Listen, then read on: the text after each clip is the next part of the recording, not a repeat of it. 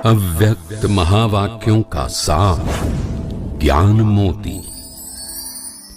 बाप दादा ने महारथी और घोड़ेसवार आत्माओं की एक बहुत विशेष पहचान बताई।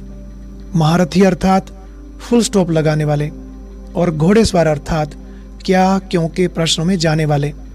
फिर और विस्तार से समझाते हुए बाबा ने कहा, जैसे किसी सेना में हर एक अधिकारी को अलग अलग मेडल मिले होते हैं जिनसे उनकी पहचान होती है कि यह फर्स्ट नंबर का है या सेकंड नंबर का, ऐसे यहाँ भी इस रूहानी सेना के सेनानियों को कोई मेडल तो नहीं दिया जाता, लेकिन ऑटोमेटिकली ड्रामानुसार हर एक आत्मा को स्थिति रूपी मेडल प्राप्त हो जाता है। इस मेडल को लगाने की आवश्यकता नहीं है, बल्कि ये सदा लगा ही रहता है। तो महारथी महावीर आत्माओं का मेडल है फुल स्टॉप।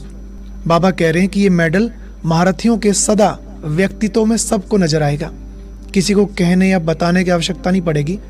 उनकी मुख्य निशानी यही होगी जो हर बात में फुल स्टॉप लगाकर आगे बढ़ते जाएंगे। लेकिन सेकंड नंबर वाले अर्थात घोड़ेसवार की निशानी है कभी स्टॉप कभी क्वेश्चन। तो बाबा ने कहा, अब दिन प्रतिदिन हर एक आत्मा अपना स्वयं ही साक्षात्कार करती रहेगी, न चाहते हुए भी सभी को अपनी वास्तविक स्थिति दिखाई देगी। क्योंकि अब जैसे जैसे समय समीप आता जा रहा है तो माला स्वयं ही अपना साक्षात्कार कराएगी। परिस्थितियां ऐसी आएंगी जो चाहते हुए भी स्वयं को छिपा नहीं सकेंगे। अगर ड्रामानुसार किसी को आगे बढ़ना है तो उसको चांस भी ऐसे मिलते जाएंगे, और अगर किसी का नंबर पीछे है तो उनके सामने ऑटोमेटिकली बातें ऐसी आएंगी जिस कारण वो स्वतः ही आगे बढ़ने की बजाय ठहरती कला में चले जाएंगे। कितना भी चाहें आगे बढ़ नहीं सकते, और इसका मूल कारण है कि शुरू से ही हर गुण हर शक्ति के पॉइंट का अनुभवी बनकर नहीं चले। बाबा ने कहा, बहुत थोड़ी आत्माएं हैं जिन्हों का फाउंडेशन अनुभव से है, लेकिन मेजॉरिटी का आधार सिर्फ संगठन को देखकर या सात्विक जीवन पर प्रभावित होकर चलने का है।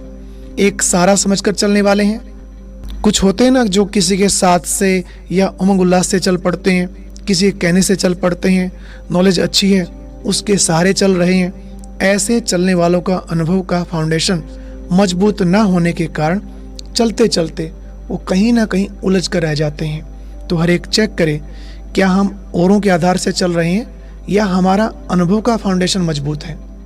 ओम शांति। आज का अव्यक्त इशारा, कंबाइंड रूप की स्मृति से सदा विजयी बनो।